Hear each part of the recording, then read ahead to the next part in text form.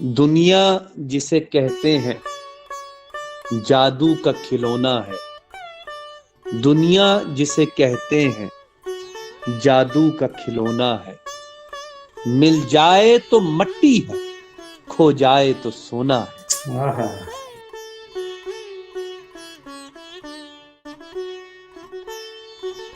ہم نے جو سیکھا ہے یہ ہمارا فرض ہے کہ ہم آگے سکھائیں۔ میں نے پھر یہ کوشش کی ہے کہ اس سیشن کے اندر بھی جن سے میں بہت زیادہ متاثر ہوں، بہت ینگ ایج کے ڈاکٹر شہیر الہی صاحب، مطلب اس ایج میں جو ان کی اچیومنٹس ہیں، جو ان کا نالج ہے، جو ان کا سمجھنے کا طریقہ ہے نا، میں نے بہت کم لوگوں کا دیکھا ہے ابھی تک اوور آل۔ تو ڈاکٹر شہیر الہی صاحب سے میں نے basically he is a P H D, he is a program coordinator for B S programs of public health will the health services academy. 5 سے زیادہ کتابیں ان کی شائع ہو چکی ہیں۔ تو آئی ایم ریئلی نہیں، گریٹفل، معاذ ان اللہ۔ کا بہت بہت شکریہ۔ میں نے ان کو فون کیا، میں نے ریکویسٹ کی کہ سر ٹیم ہے، اگر آپ تھوڑا سا ٹائم نکال لیں تو ایز یوزل بڑے لوگوں کی یہی نشانی ہوتی ہے، کیوں نہیں ذوالفقار، اینی ہرگز نہیں، ٹائم آئی ایم فری۔ ہرگز آئی ایم نہیں، ریئلی ذوالفقار گریٹفل صاحب کا سر۔ حکم تھا تو میں حاضر ہو گیا، اور انہوں نے یہ حکم دے رکھا تھا کہ 10-15 بڑے قیمتی لوگ ہیں جو یہاں پر شامل ہیں اس گروپ میں فارما کے حوالے سے، کیونکہ یہ میرا موضوع نہیں ہے اور میرا نیش اور فورٹے بھی نہیں ہے، تو اس کے اوپر تو میں بات نہیں کر سکتا۔ اور اچھا، ایک گزارش ہے کہ جو 10-15 منٹ کی گفتگو میں آپ سب کے اذہان عالی میں پیش کروں، تو اگر آپ سب اپنے مائکس میوٹ کر لیں تاکہ ڈسٹورشن کم ہو۔ وہ ابھی ذوالفقار صاحب عرض کر رہے تھے کہ سیکھنے کا موقع ملتا ہے، تو میں اس حوالے سے یہ سوچ رہا تھا کہ بہادر شاہ ظفر جب یہاں سے نکالے گئے اور رنگون جا کر بس گئے، تو ان کا ایک شعر بہت کام کا ہے، جو ان کے کام بھی آیا اور ہمارے بھی آ سکتا ہے۔ نہ کچھ پا کے سیکھے ہیں، نہ کچھ کھو کے سیکھے ہیں، نہ کچھ پا کے سیکھے ہیں، نہ کچھ کھو کے سیکھے ہیں، ہم جو بھی سیکھے ہیں کسی کا ہو کے سیکھے ہیں۔ یہ جو ہونے کا عمل ہے، یہ انسان کی زندگی کا سب سے مشکل ترین عمل ہے۔ ہم اپنے ہونے کو اپنا حال نہیں بناتے، ہم اپنے ہونے میں زندہ نہیں رہتے۔ ہم اپنے خیال میں تو زندہ ہیں، اپنے وہم میں تو زندہ ہیں، لیکن اپنے ہونے میں زندہ نہیں ہے، which is now, which is present۔ خیر، یہ تو ایک اجمالی سا خاکہ ہو گیا جو ذوالفقار صاحب نے میرا نقشہ کھینچا تھا، جو نہایت ہی ڈسٹورٹڈ ہے۔ لیکن ایک میں گزارش کرتا ہوں کہ ایک ناول میری آنکھوں کے سامنے سے گزرا، میرا داغستان، حمزہ رسول توف نے لکھا ہے۔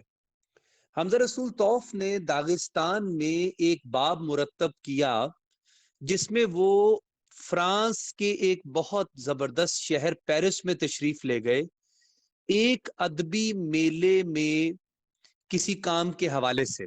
کوئی وہاں کا فیسٹیول تھا، لٹریٹ فیسٹیول تھا، اس کو جوائن کرنے کے لیے آپ پیرس پہنچے، جو فرانس کا سب سے بڑا شہر بھی ہے اور بہت خوبصورت شہر بھی ہے۔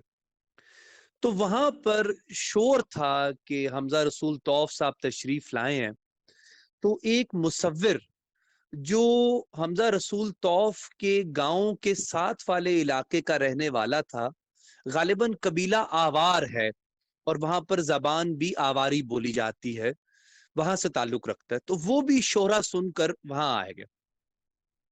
حمزہ رسول توف سے اس کی ملاقات ہوئی، بہت گرم جوشی سے، بہت پرتپاق اور بہت اچھے لہجے میں گفتگو ان دونوں کی جاری رہی، اور اس نے یہ کہا حمزہ رسول توف کو اس ادبی میلے میں پیرس میں کہ مجھے یہاں آئے ہوئے 30 سے 35 برس بیت چکے ہیں، میں نے یہاں شادی بیاہ بھی کر لیا، میرے بچے وغیرہ بھی ہو گئے، بس مجھے ایک خوف کھائے جاتا ہے کہ پتہ نہیں میری ماں وہاں زندہ ہے کہ نہیں۔ ویسے میں برابر پیسے تو بھیجے جا رہا ہوں اس کو پیچھے اپنے وطن میں، تو جب تم واپس گھر جانا، حمزہ رسول توف کو اس نے کہا، تو تم میری ماں کو ڈھونڈنا جو تم لوگوں کے گاؤں کے ساتھ ایک گاؤں ہے، وہیں قبیلے میں بستی ہے۔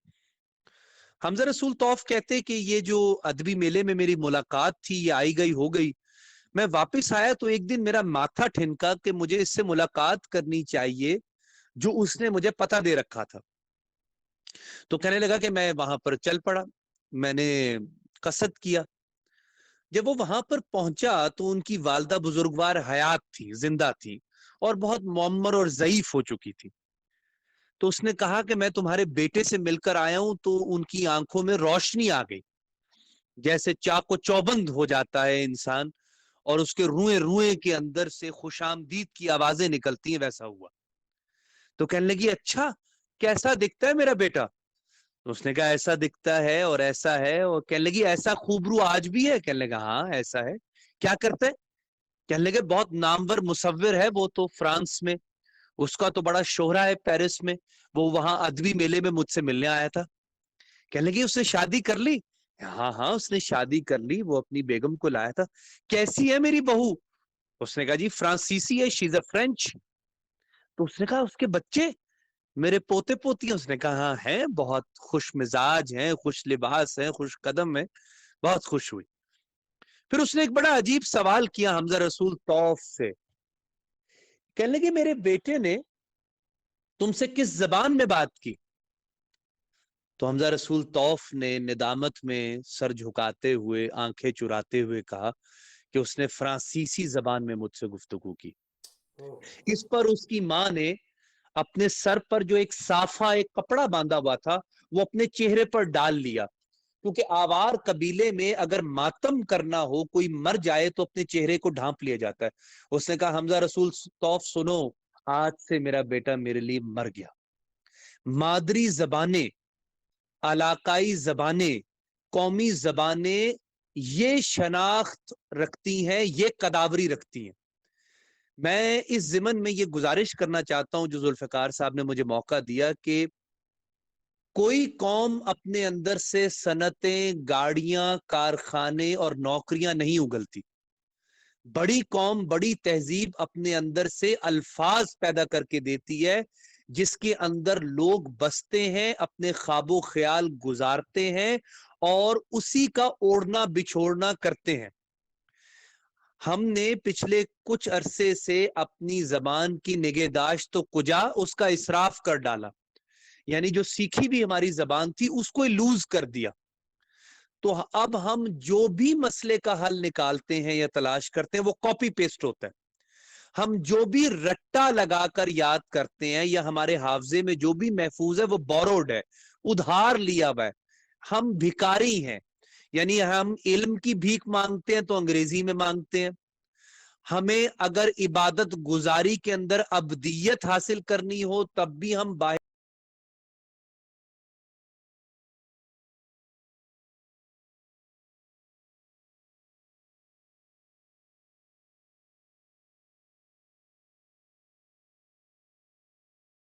کی کتابیں پڑھتے ہیں.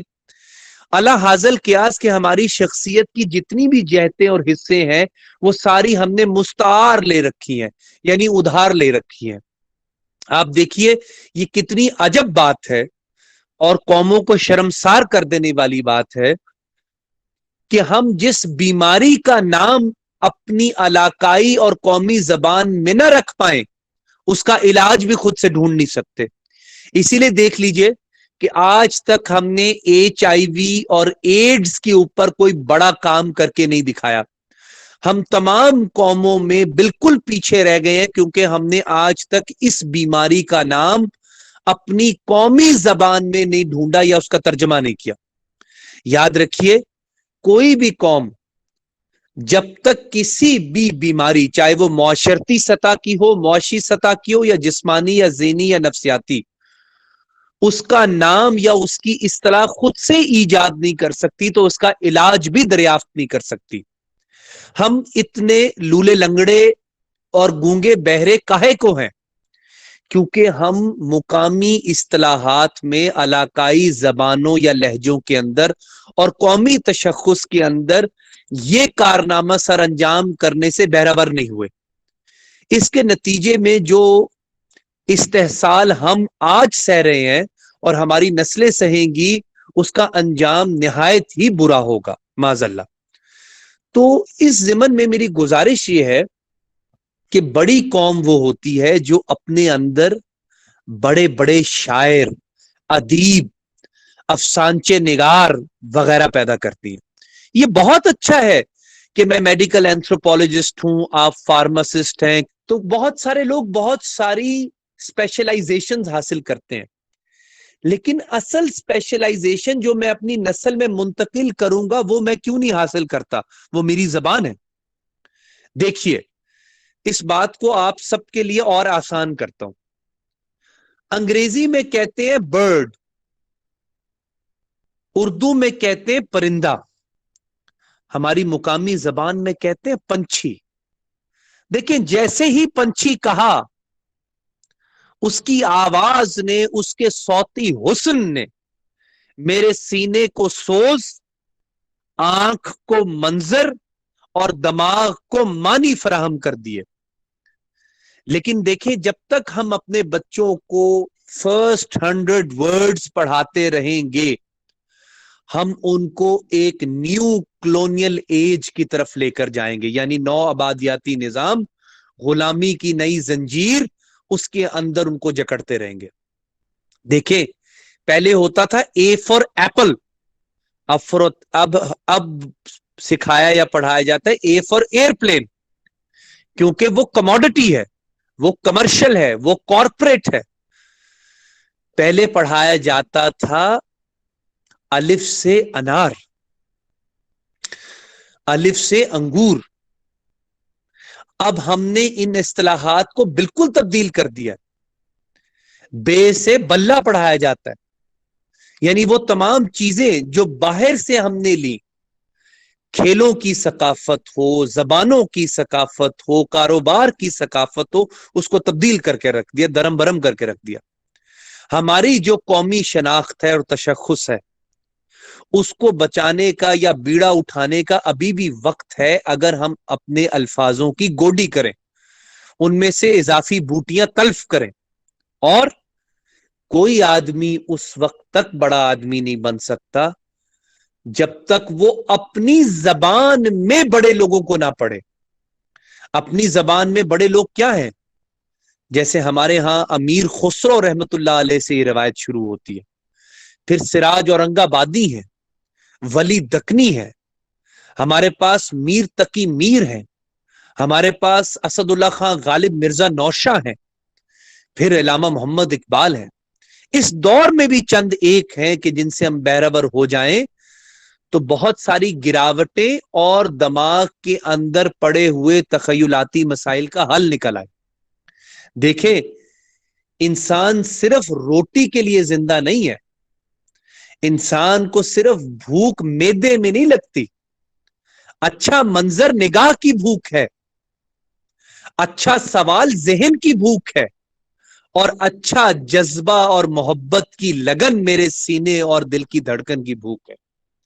اس کو مٹانے کے لیے آپ کو اچھے زبان دان چاہیے, شاعر چاہیے, افسانہ لکھنے والے چاہیے, نقاد چاہیے, مضمون نویس چاہیے. تو آپ دیکھ لیجئے, وہ آدمی جس کا کاغذ اور قلم سے رشتہ ہوتا ہے وہ بہت کم انقباض اور ازملال کی کیفیت میں جاتا ہے, وہ ہمیشہ انشراح میں رہتا ہے.